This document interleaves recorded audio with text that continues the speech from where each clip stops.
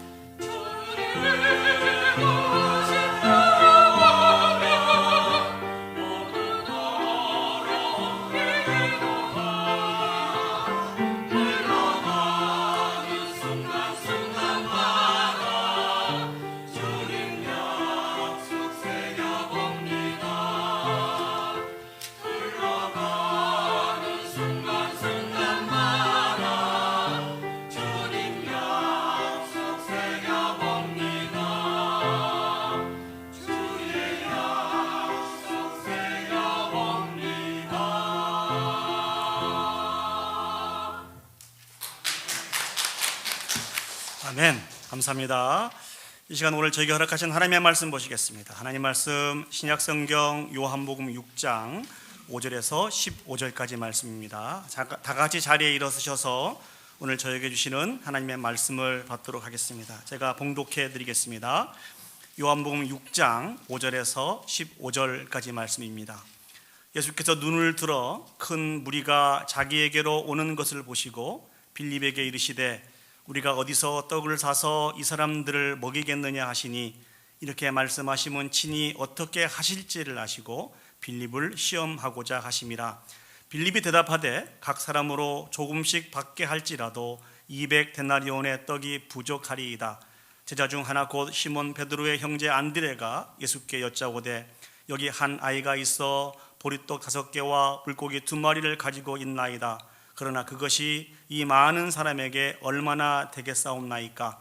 예수께서 이르시되 이 사람들로 앉게 하라 하시니 그곳에 잔디가 많은지라 사람들이 앉으니 수가 5,000명쯤 되더라. 예수께서 떡을 가져 축사하신 후에 앉아있는 자들에게도 나눠주시고 물고기도 그렇게 그들의 원대로 주시니라.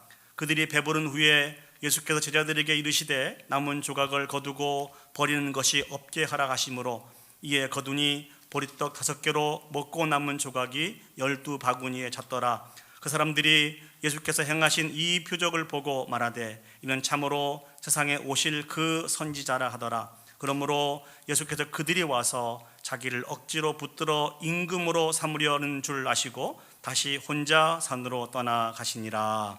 아멘. 자리에 앉으시겠습니다.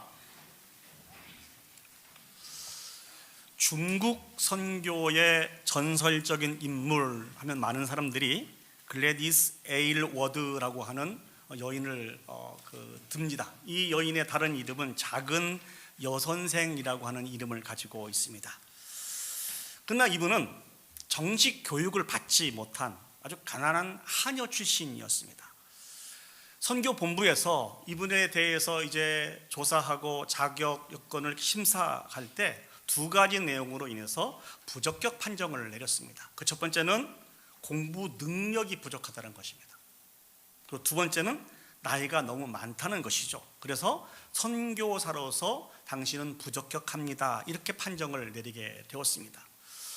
이런 경우라고 하면 선교를 포기해야 되는 것이 어찌 보면 당연한 것입니다. 그런데 이분은 결코 포기하지 않았습니다. 그동안 하녀의 일을 하면서 번 돈을 가지고 기차표를 샀습니다. 그리고 시베리아 횡단 열차를 타고 홀로 중국으로 향했습니다. 이 여인이 집중한 것이 있습니다. 그것은 학벌이나 어떤 본부의 지원이 아니었습니다. 오직 이 여인이 집중한 것은 하나님께서 나를 부르셨다고 하는 그런 소명이었습니다. 그 소명을 가지고 홀로 중국에 가게 되었습니다. 그런데 안타깝게도 이 여인이 중국에 도착했을 때 시간이 좀 지났던 것 같아요. 중일 전쟁이 터지게 되었습니다. 그때 이 여인은 고민을 하게 되었습니다. 자기 주변에 100명의 고아들이 있었는데 이 전쟁으로부터 어떻게 하면 이 아이들을 구할 수 있을까?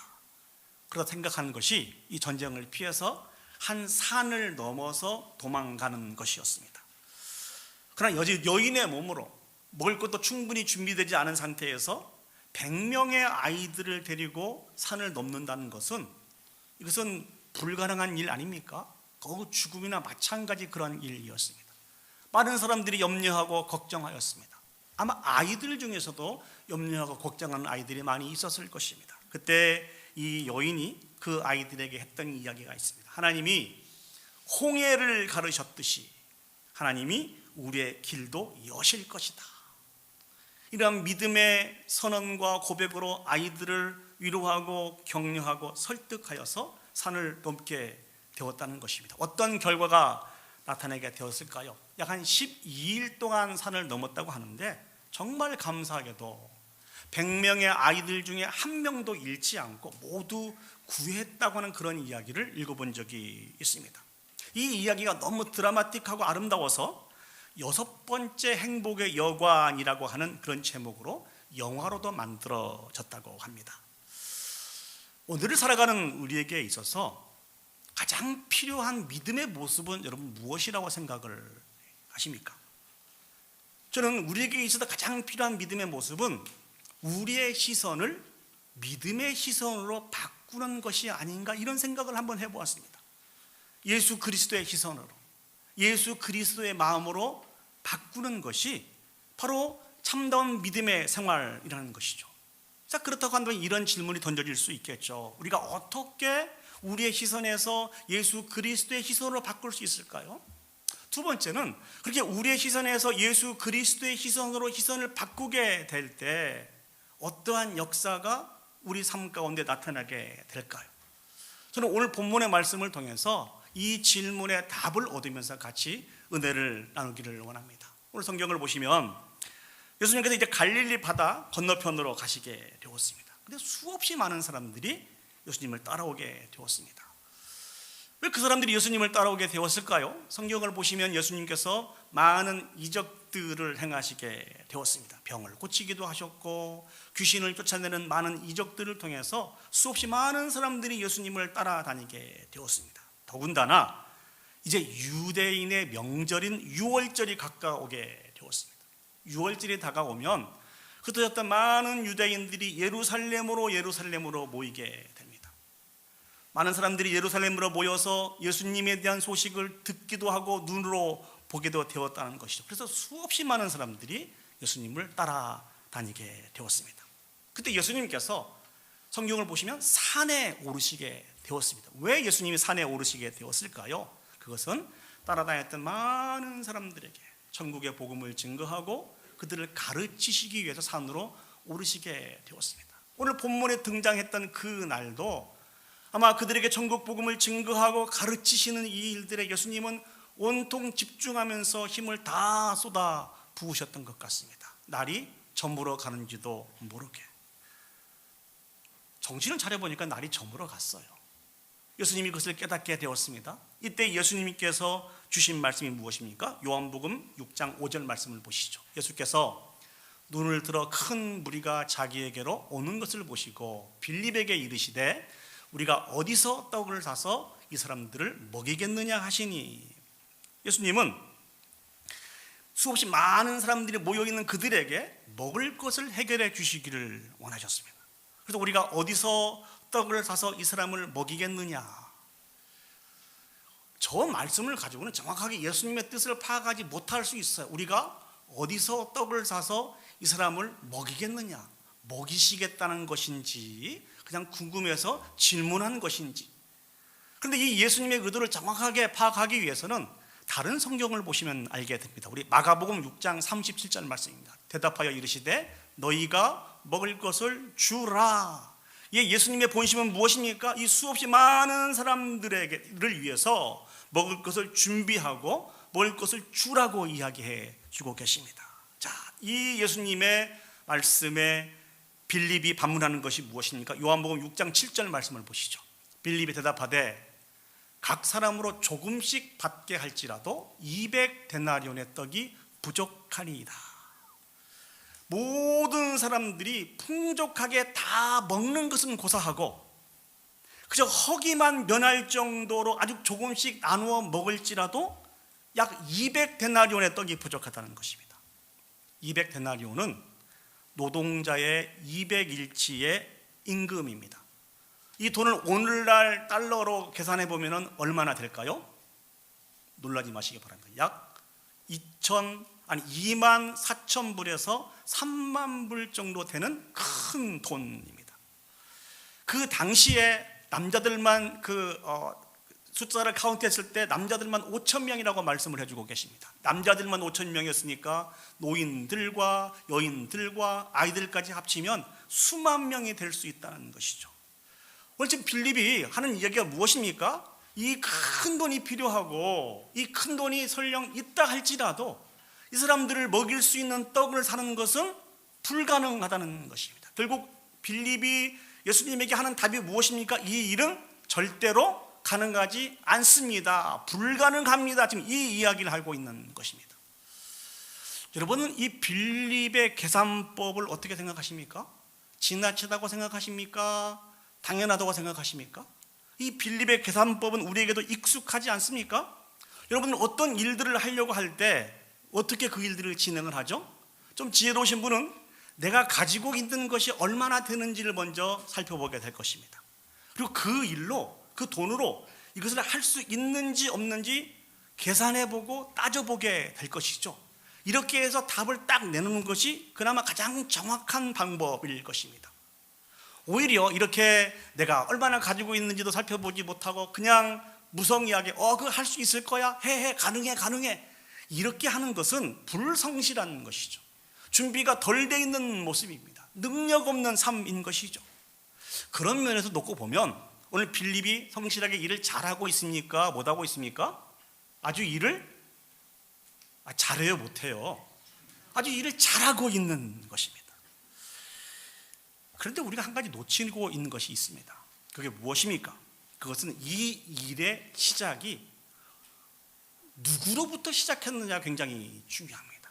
이 일의 시작은 예수님께서 그 수없이 많은 사람들을 먹일 수 있을 것이라고 하는, 먹일 것이라는 그런 생각을 가지고 주신 말씀이라는 것입니다. 다른 성경 어디를 보아도 예수님이 이렇게 질문하지 않습니다. 야 빌립아, 우리에게 지금 돈이 얼마나 있는가 한번 세어봐라.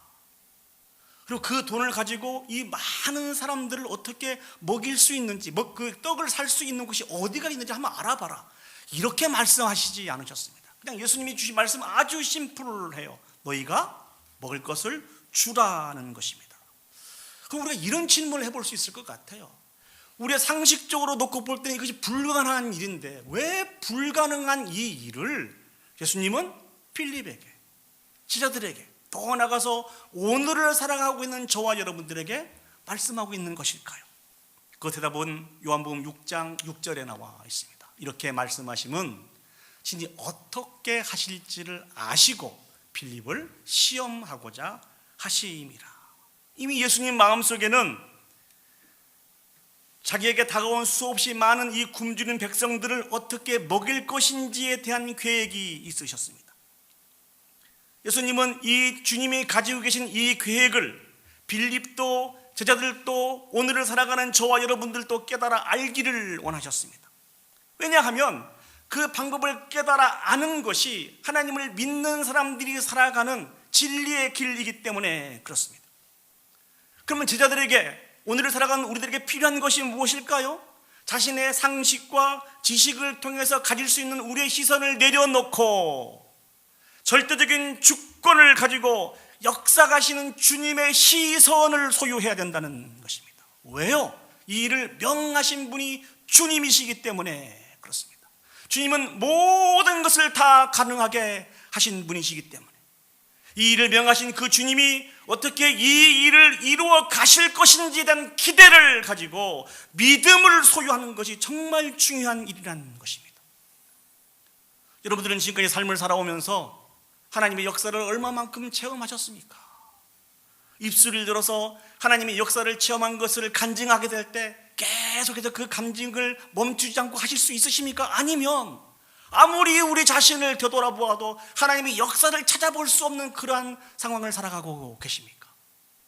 우리가 예수 그리스도에 대한 분명한 믿음을 가지고 살고 있는데 왜 다른 사람을 통해서, 성경을 통해서 나타나는 역사가 우리를 통해서 나타나고 있지 않은 것일까요? 혹시 주님이 우리에게 말씀해 주셨음에도 불구하고 우리의 상식과 지식을 통해서 우리의 시선으로 판단하고 계산하고 결정을 내리고 있었기 때문에 이것은 주님 절대로 일어날 일이 아닙니다. 이것은 절대로 가능한 일이 아닙니다. 혹시 이렇게 주님께 말씀하고 있어서 믿음의 역사가 우리 가운데 나타나지 않고 있는 것은 아닌지 우리 자신 한번 점검해 보았으면 좋겠습니다. 미국에 아주 역사가 오래된 교회가 있었습니다. 어느 날 이 교회의 지역 사회에서 가난한 자들을 돌보고 섬기는 보호소를 좀 섬겨주었으면 좋겠습니다라고 하는 이런 과제가 던져지게 되었습니다. 이 문제를 해결하기 위해서 교회의 중직자들이 다 모여서 회의를 하게 되었습니다. 결론적으로 말씀드리면 우리는 못하겠습니다라고 하는 결론입니다. 이유는 세 가지였습니다. 그 첫 번째, 노숙자들이 교회에 들어오면 카페트가 더러워질 수 있습니다. 이거 감당하는데 얼마나 힘든데요. 절대 못합니다. 두 번째, 노숙자들이 교회 안에 들어오게 되면 우리 아이들을 비롯해서 우리의 안전이 우려가 될 수 있습니다. 그래서 이 일을 할 수 없는 일입니다.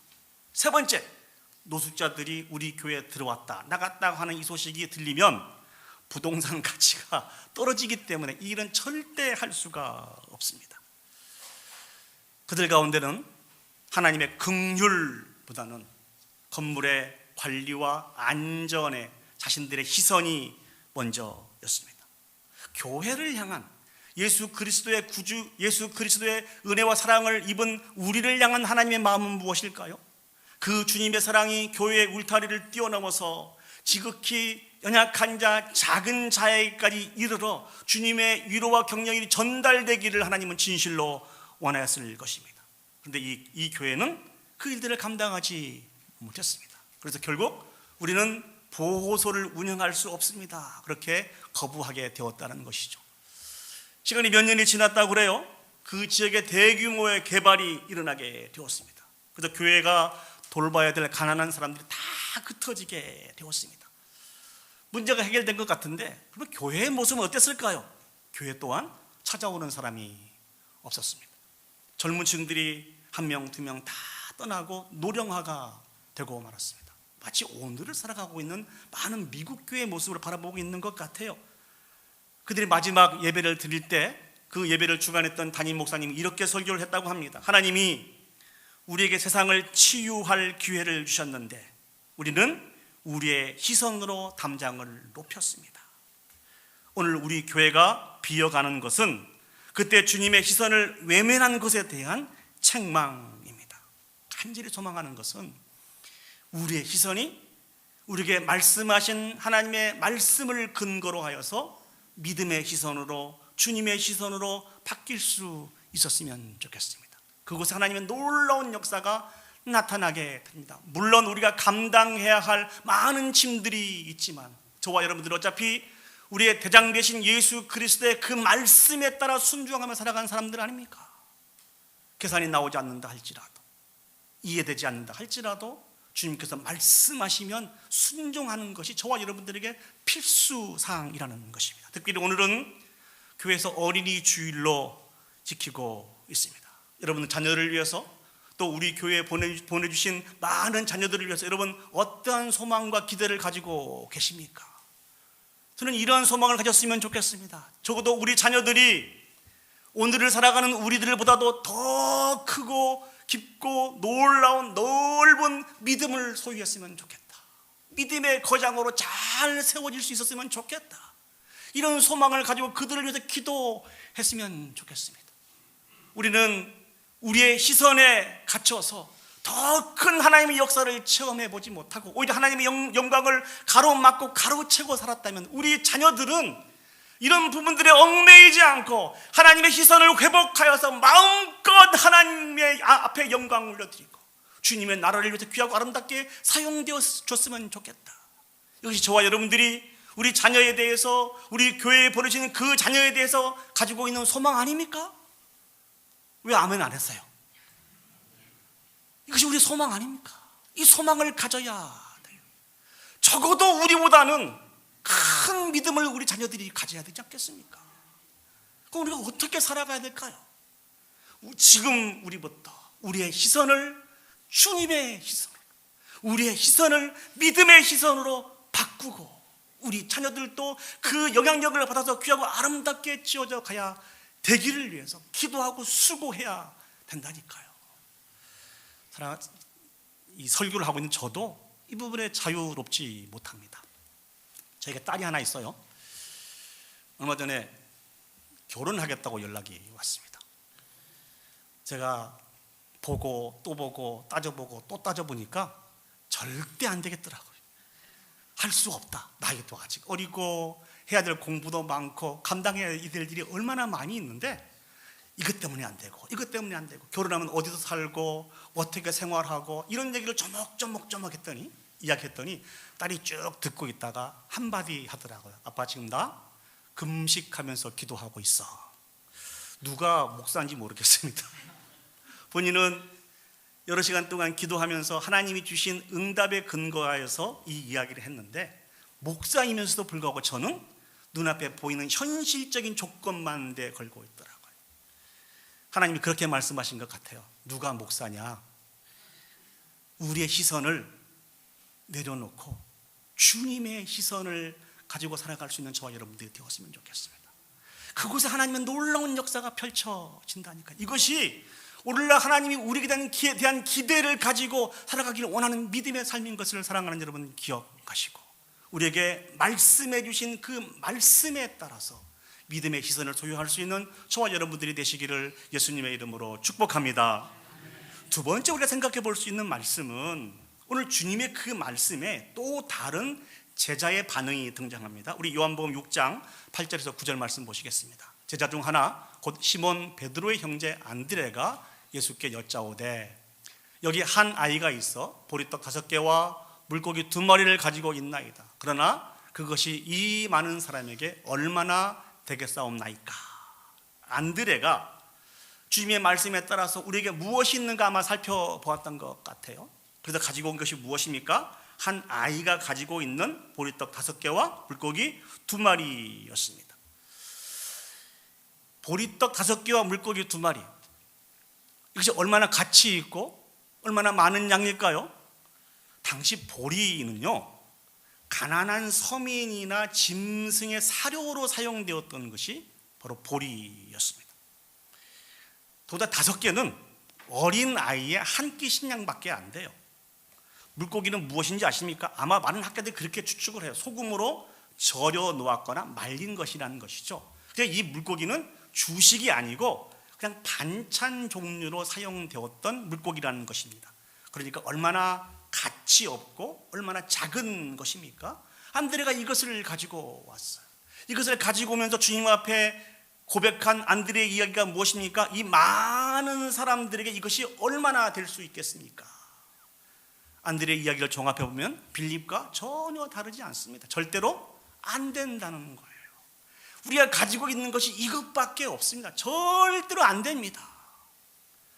이것을 받아든 주님은 어떻게 행동하고 계십니까? 요한복음 6장 10절에서 11절 말씀 보시죠. 예수께서 이르시되 이 사람들로 앉게 하라 하시니 그곳에 잔디가 많은지라 사람들이 앉으니 수가 5,000명쯤 되더라. 예수께서 떡을 가져 축사하신 후에 앉아있는 자들에게 나누어 주시고 물고기도 그렇게 그들의 원대로 주시니라. 사람들을 그룹을 지어서 앉게 했습니다. 그리고 물고기와 떡을 축사하신 후에 그들에게 나누어 주었습니다. 결과가 어떻게 나타났습니까? 원하는 대로 다 주었다고 말씀하고 있습니다. 더 나아가서 그것을 받아먹고 다 배가 불렀다고 말씀하고 있습니다.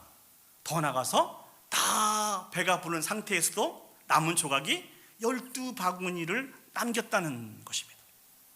이 사건을 통해서 많은 사람들의 반응이 무엇입니까? 14절 말씀을 보시면 그 사람들이 예수께서 행하신 이 표적을 보고 말하되 이는 참으로 세상에 오실 그 선지자라 하더라. 세상에 있는 많은 사람들은 예수님이 행하신 그 표적을 보고 창세기에서부터 예언된 메시아가 바로 예수님이라고 하는 그 예수님에 대한 믿음을 갖게 되었습니다. 물론 완전한 믿음의 단계는 아니었습니다만 그럼에도 불구하고 예수님에 대한 믿음을 갖게 되었다는 것입니다. 이 말씀을 통해서 우리가 얻을 수 있는 교훈은 무엇입니까? 주님께서 주시는 그 말씀에 따라서 우리가 가지고 있는 아무리 가치 없는 것이라도 그것을 드리게 될 때, 그것이 주님의 손에 올라가게 될 때 그것이 크고 놀라운 역사를 나타내게 된다는 것입니다.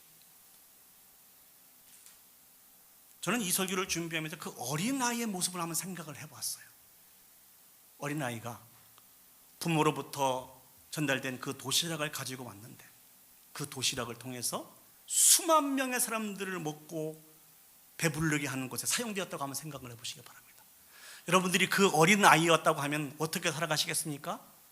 내가 가지고 있는 이 작은 것이 주님의 손에 이끌려서 그렇게 큰 놀라운 역사를 펼치시고 수없이 많은 사람들을 먹이는데 도구로 사용되었다고 하면 평생 감격하고 간구하며 그렇게 살아가고 있지 않았을까요? 여러분 어떤 작은 것을 가지고 계십니까? 어떤 마음을 하나님께서 여러분에게 주십니까? 그 말씀에 의지하여서 이 귀한 것을 드릴 수 있는 저와 여러분들이 되었으면 좋겠습니다. 그 어떤 것더라도 주님의 손에 닿기만 하면, 주님의 손에 붙잡혀 사용되기만 하면 그건 놀라운 역사가 나타나게 된다는 것입니다. 1920년대 초에 미국에 있는 필라델피아의 아주 작은 교회에서 있었던 일이라고 합니다. 그 교회는 공간이 너무 좁았대요. 그래서 어린 주일학교 애들이 예배를 드리기 위해서 왔다가 그 공간이 너무 좁아서 그곳에 있지 못하고 다 돌아갈 수밖에 없었다는 것입니다. 그러니까 그 교회는 증축이 필요한 아주 절실했던 그런 시간이었습니다. 그런데 성도들이 너무 가난했습니다. 경제적으로도 그 상황이 아주 최악이었다고 합니다. 근데 그 당시 7살이었던 보비 헨슨이라고 하는 소년이 있었다고 그래요. 이 소년이 교회가 좁아 친구들이 예배를 드리지 못하고 돌아가는 이 모습을 보고 너무 안타까워했다는 것입니다. 그래서 어떻게 하면 이 문제를 해결할 수 있을까? 그래서 어른들에게 우리 교회가 증축해야 되지 않겠습니까? 이런 얘기를 했는데 어른들이 들려준 대답은 아주 현실적인 대답이었습니다. 지금이 불황이야. 돈이 어디 있어, 돈이. 이건 불가능해. 쓸데없는 생각하지 말고 가서 밖에 나가 놀아. 아마 이렇게 얘기를 했던 것 같아요. 근데 이 보비 헨슨의 시각은 어떤 것이었습니까? 하나님의 집이 좁아서 친구들이 못 온다고 하면 아마 하나님은 분명히 그 공간을 넓혀주실 거야 라고 하는 이런 생각을 가졌다는 것이죠. 그때부터 이 소년이 한 일이 있습니다. 집안일을 돕고 심부름을 하면서 동전을 모으기를 시작했습니다. 2년 동안 최선을 다해서 일하고 정성껏 동전을 모았다고 그래요. 2년 동안 이 소년이 모았던 돈이 얼마나 됐겠습니까? 맞춰보시죠. 얼마나 됐을까요? 2년 동안 $5 12센트를 모았습니다. 우리에게 생각할 때는 와, 2년 동안 해서 그것밖에 못 모아서, 하지만 이 7살 먹은 이 보비 헨슨에게는 이것이 큰 금액이죠. 근데 안타깝게도 이 소년이 9살 되던 해 병으로 세상을 떠나고 말았습니다. 자기 아들을 잃은 이 부모는 그 마음이 얼마나 힘들었겠습니까? 집을 정리하다가 베개 밑에 있는 낡은 지갑 하나와 편지 하나를 발견하게 되었습니다. 그 편지에 이렇게 써 있었대요. 이것은 하나님의 성전을 넓히기 위해 제가 모은 돈입니다. 하나님 이것을 받아주세요. 이 보비 헨슨의 장례식을 집례한 담임 목사님은 이 모든 사연들을 다 눈물을 흘리면서 이야기를 했다고 합니다. 이 아이의 순종은 현장에 있던 모든 사람들의 인간적인 시선을 다 깨트리는 역할로 작용을 하게 되었다는 거예요. 어른들이 회개하기 시작했다는 것입니다. 우리는 돈이 없다고 핑계를 대었을 때 이 어린 소녀는 믿음으로 이 모든 부분들을 준비하였구나. 그 효과는 정말 대단했다고 합니다. 많은 사람들이 나서서 한 마음과 한 뜻이 되었다고 합니다. 한 부동산 업자는 이 소년의 이야기를 듣고 교회 옆에 있는 큰 땅을 단돈 $5 12센트, 이 소년이 모았던 그 금액에 팔겠다고 이렇게 나선 그런 부동산 업자도 있었다고 합니다. 신문에 이 기사가 실리자 미국 전역에서 성금이 도달을 했다고 합니다. 이 일이 계기가 되어서 세워진 것이 무엇이냐? 그레이스 침례 교회라고 하는 큰 교회가 세워졌다고 합니다. 그리고 템플 대학교가 세워지고 템플 대학 병원의 설립 기초가 되었다고 한 이야기를 읽어본 적이 있습니다. 우리의 마음이 하나님의 손에 붙잡힌 바가 되면 그곳에 하나님의 역사가 나타나는 것입니다. 정말 중요한 것은 내가 얼마나 많은 것을 가지고 있느냐가 아니고 이 마음을, 이 헌신을 하나님이 어떻게 받아 사용하시느냐가 중요한 것입니다. 그래서 하나님은 놀라운 역사가 나타나게 되는 것입니다. 아무리 내가 생각할 때 가치 없는 것이라 할지라도 하나님 손에 붙잡힌 바 되면 이 일을 통해서 하나님께서 영광을 받으신다는 것입니다. 그래서 하나님이 우리에게 주신 이 거룩한 부담감을 사랑하는 여러분, 소홀히 여기지 않는 저와 여러분들이 되었으면 좋겠습니다. 이 말씀을 통해서 한 가지 더 말씀드리고 싶은 것은 이 동일한 시각으로 우리 어린아이 한 명 한 명을 바라볼 수 있었으면 좋겠습니다.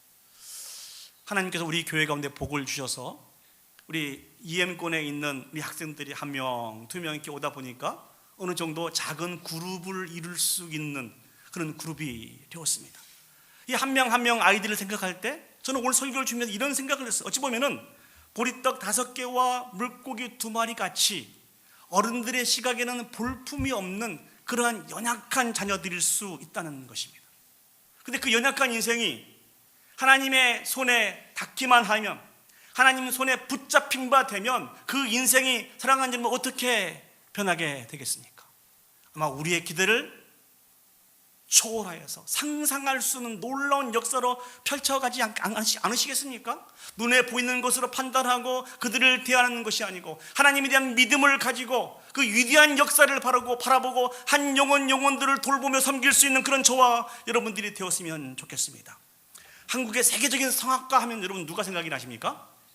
한국의 세계적인 성악가, 여자 성악가 조수미 씨가 일부 예배 때는 모르시더라고요. 조수미 씨가 생각이 나실 것입니다. 근데 이분이 아주 어렸을 때는요, 말도 제대로 할지 몰랐대요. 오로지 이 여인이 할 수 있는 것은 괴성을 지르는 비명만 질렀다고 합니다. 이웃 사람들이 이분이 어렸을 때 이렇게 얘기했대. 저 집에는 좀 이상해. 어디가 아픈 것 같아.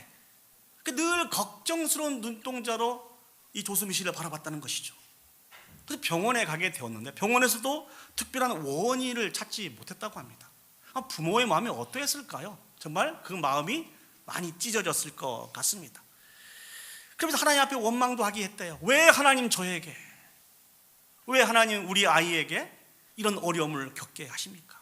늘 하나님 앞에 나가서 탄식을 하게 되었다는 것이죠. 그날도 절망 속에서 사랑하는 딸을 위해서 기도하고 있는데 하나님이 이런 확신을 주시더라는 거예요. 아이가 지르는 괴성이 단순한 소음이 아니라 하나님이 주신 엄청난 에너지를 발성하는 것이 될 수 있다는 것이죠. 어머니의 시선이 인간적인 시선에서 하나님의 시선으로 바뀌고 그 바뀐 시선을 가지고 사랑하는 딸을 바라보게 되었다는 것입니다. 그 전까지는 소리 지른다고 꾸짖고 소리 지를 때마다 부끄러워서 얼굴을 들지 못하고 그렇게 지났는데 이 확신을 갖고 난 이후에는 그렇게 하지 않았다는 것입니다. 절대로 꾸짖지 않고 부끄러워하지 않았다는 것입니다. 대신 이 아이를 품에 안고 어머니가 축복하면서 이렇게 외쳤다고 합니다. 수미야, 너의 이 목소리는 세상을 흔들 하나님의 목소리가 될 거야. 너는 말을 못하는 게 아니라 노래를 하기 위해 준비하고 있는 거란다. 어머니는 계속해서 축복하고 인정하며 선포하면서 갓난한 형편임에도 불구하고 이 아이는 예수를 위해서 태어났다고 그렇게 생각하면서 피아노도 사주고 노래를 가르쳐주게 되었다는 것입니다. 이 아이가 질렀던 그 비명과 소음을 재능으로 바라보게 된 것이죠. 수십 년이 지나간 이후에 이분은 이탈리아로 유학을 가게 되었고 세계적인 많은 거장들이 이분을 향해서 어떻게 정의를 내렸는구니 신이 내린 목소리다. 100년에 한 번 나올까 말까한 소프라노다. 이 설교를 준비하면서 이분 유튜브를 한번 찾아봤습니다. 일본의 아주 유명한 성악가를 지도하고 있는 부분들을 이렇게 봤는데요. 일본의 아주 유명한 성악가가 이분의 지도를 받아서 노래를 하는데 노래를 너무너무 잘하더라고요. 근데 그 부분들이 지적하면서 조수미 씨가 다시 노래를 하는데 전혀 다른 목소리로 비전문가인 제가 보아도 정말 탁월한 목소리를 가지고 노래하는 모습을 보았습니다. 어떻게 조수미 씨가 그러한 여인이 그러한 성악가가 될 수 있었을까요? 어머니의 시선이 현실에서 믿음의 시선으로 바뀌었기 때문에 그렇습니다.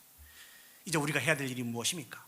주님의 시선으로 우리 안에 있는 자녀들, 우리 몸된 공동체에 있는 자녀들을 주님의 시선으로 바라보셨으면 좋겠습니다. 그리고 주님의 이름으로 축복하셨으면 좋겠습니다. 그리고 주님의 마음으로 간절히 기다려 주셨으면 좋겠습니다. 성경에 등장하고 있는 우리 주변에 있는 많은 하나님의 사람들도 이러한 과정을 통해서 세워진 것을 우리가 다 알고 있습니다. 이제 우리가 해야 될 일입니다. 다시 한번요. 주님의 시선으로 바라보고 주님의 이름으로 축복하고 주님의 마음으로 기다려서 정말 우리의 자녀들이 우리 교회에 보내신 많은 자녀들이 하나님 보시기에 귀하고 아름답게 사용이 되어서 큰 영광을 올려드릴 수 있는 그런 복된 공동체가 되시기를 예수님의 이름으로 축복합니다.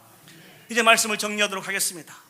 참된 믿음의 길은 시선을 바꾸는 것입니다. 그것은 우리의 시선에서 하나님의 시선으로 바라보는 곳입니다. 바로 그곳 하나님의 역사가 나타나게 되어 있습니다. 하나님께서 우리에게 주신 말씀에 따라 믿음으로 바라보는 것이죠.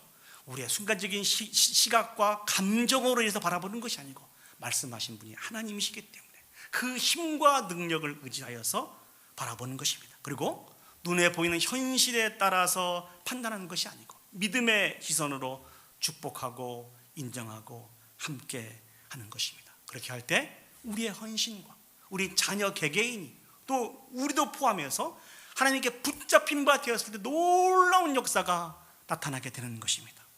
이 일을 통해서 주님이 주신 은혜로 말미암아 참 승리를 맛보아서 하나님 앞에 영광을 올려드릴 수 있는 그런 저와 여러분들이 되시기를 예수님의 이름으로 축복합니다. 아멘. 이 시간 다 같이 자리에 일어서셔서 제가 오늘 고민을 많이 했습니다. 설교 이후에 우리 온 성도들이 함께 나눌 수 있는 찬양이 무엇이 좋을까 하다가 우리 부모님들과 우리의 자녀들이 한 마음과 한 뜻이 되어서 이런 찬양을 올려드릴 수 있었으면 좋겠다 하는 마음으로 이 곡을 선택했습니다. 나의 힘이 되신 여호와. 우리 부모님의 하나님이 우리 자녀의 하나님이 되고 동일한 신앙 고백을 올려드릴 수 있는 그런 귀한 믿음의 공동체가 되었으면 좋겠다는 마음으로 이 곡을 선택을 했습니다. 우리 가사를 묵상하면서 같이 입술과 마음을 열어서 하나님을 찬양하도록 하겠습니다.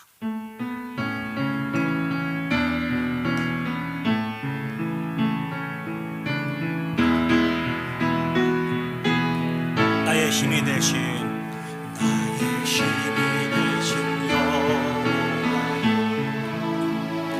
내가 주님을 사랑합니다. 주는 나의 방안석이시며 나의 요새시라.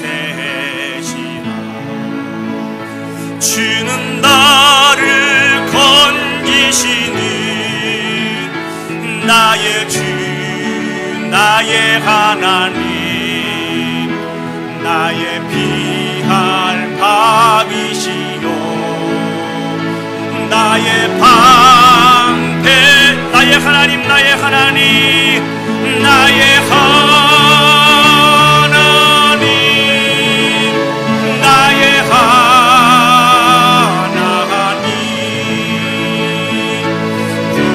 구원의 분이시요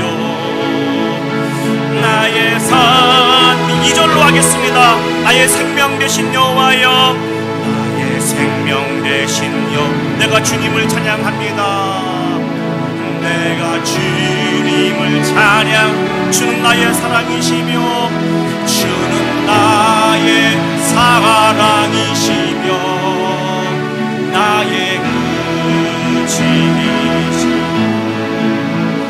주는 나를 이끄시어 주의 길 인도하시며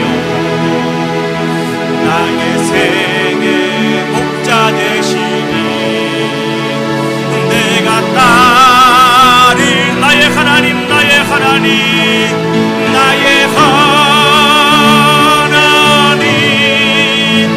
나의 하나님 생명의 면류관이고 내게 신 나의 하나님 나의 하나님 나의 하나님 나의 하나님 그는 나의 여호와 그는 나의 여호와 나의 한번 할까요? 나의 하나님 나의 하나님 나의 하나님 나의 하나님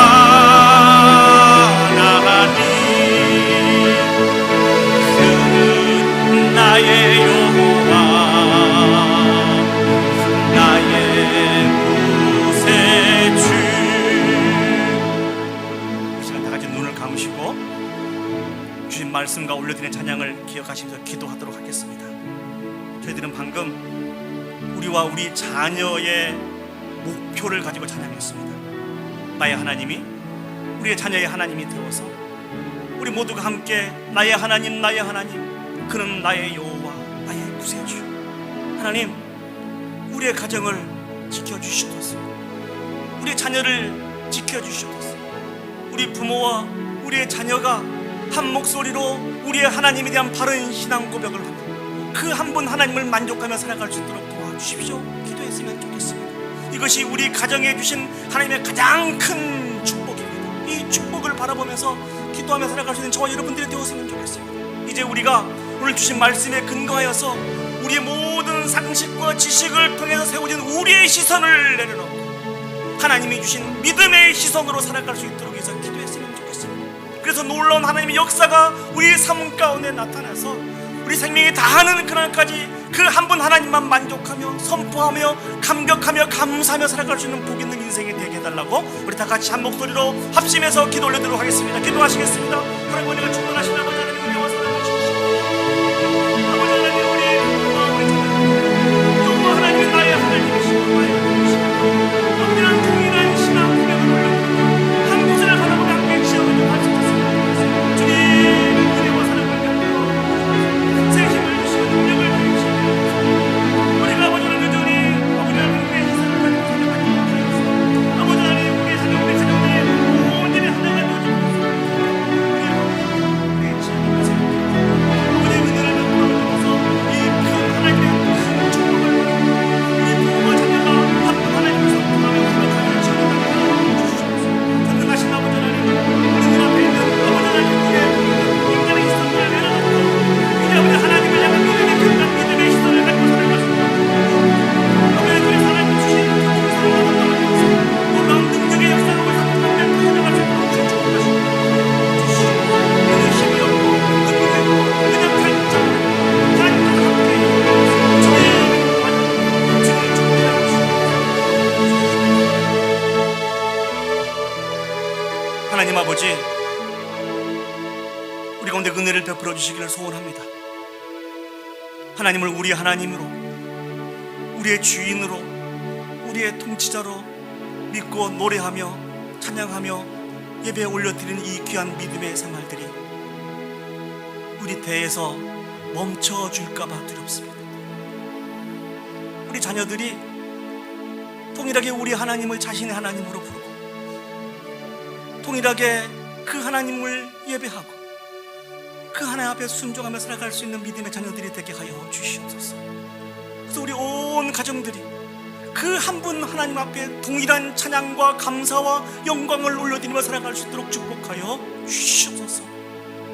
이제 아버지 우리 부모들이 그동안 우리가 가지고 있던 우리 자신의 시선이 믿음의 시선으로 바뀌기를 원합니다. 이 일들이 우리 가운데 있지 못하여서 여전히 하나님께서 우리에게 펼쳐주실 크고 놀라운 기적들을 능력들을 맛보지 못하고 살았음을 고백합니다. 우리의 죄와 우리의 허물입니다. 우리의 시각이 바뀌게 해 주시고 아버지는 그 열매가 우리의 자녀들 또 우리 가정 가운데 풍성하고 아름답게 맺혀 아버지 앞에 영광 올려드릴 수 있도록 주여 축복하여 주시옵소서. 이제는 우리 구주 예수 그리스도의 은혜와 하나님 아버지의 무한하신 사랑과 성령 하나님의 감화, 감동, 역사, 인도하신 은혜가 하나님께 주신 말씀에 따라 우리의 시선을 주님의 시선으로 바꾸고 믿음으로 우리의 자신을 헌신하며 우리의 자녀들을 축복함으로 하나님의 역사를 맛보아 모든 영광을 하나님 앞에 올려드리기를 소원하고 결단하는 오늘 예배 참석한 온 성도들은 머리 위에와 그들의 가정과 직장과 산업과 온 교회 위에 이제로부터 영원히 함께 하시기를 간절히 축원하옵나이다. 아멘.